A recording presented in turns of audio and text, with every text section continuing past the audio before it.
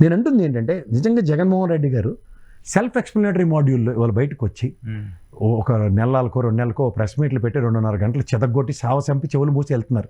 Super శబాష్.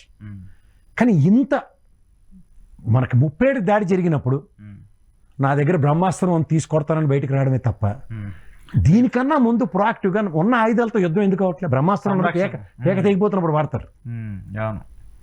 అంటే ఇప్పుడు మీరు అనేది ఏంటి, వైసీపీ ఫెయిల్యూర్లో ఉందంటారు. అప్పుడు జగన్మోహన్ రెడ్డి తప్పితే ఇంకెవరు పని చేసేవాళ్ళు కనపట్లేదు అంటారు.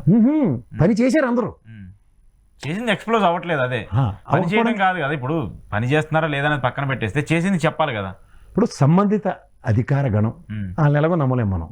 మంత్రులు లేదంటే వాళ్ళకి సంబంధిత నియోజకవర్గాల్లో ఎమ్మెల్యేలు, ఇప్పుడు ఉదాహరణకి కడపలో ఈయన ఎమ్మెల్యే, ఉదాహరణకి పులివెందుల్లో ఒక 600 టన్నులు నిల్వ చేసే ఒక కోల్డ్ స్టోరేజ్ కట్టారు కదా. ఆ ఎమ్మెల్యేలు కానీ ఎంపీలు కానీ అవినాష్ రెడ్డి గారు కానీ ఎక్కడైనా మాట్లాడిన ఉదంతాలు చెప్పండి. అక్కడికి నియోజకవర్గం వాడి ప్రోగ్రెస్ ఏంటో చెప్పాలి కదా ఎవడైనా. మీరు సాక్షిలో అలాంటి కన్ఫైన్డ్ ప్రోగ్రామ్స్ ఎప్పుడైనా చూసారా?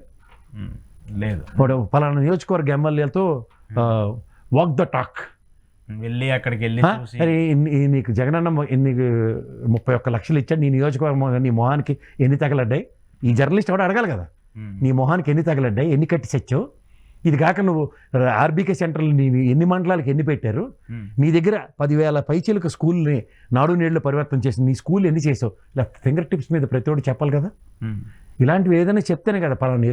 ఇంకోటి ఉదాహరణకి నువ్వు తెలుగుదేశం నిలబడొచ్చు, నేను వైఎస్ఆర్సీపీ నిలబడొచ్చు. నీకైనా 10 అడుగులు భయం పడద్దు కదా. అరే ఈయన నియోజకవర్గంలో ఇన్ని కట్టేశాడు, ఇన్ని చేశాడు, పైపచ్చు ఓ 17 మెడికల్ కదా మా జిల్లాకు వచ్చిందని, ఒక ఎంపీ కానీ నా నియోజకవర్గంకి వచ్చిందని ఎవడన్నా ఎక్కడైనా ఇంటర్వ్యూలో చెప్పి చచ్చాడు ఎవడైనా?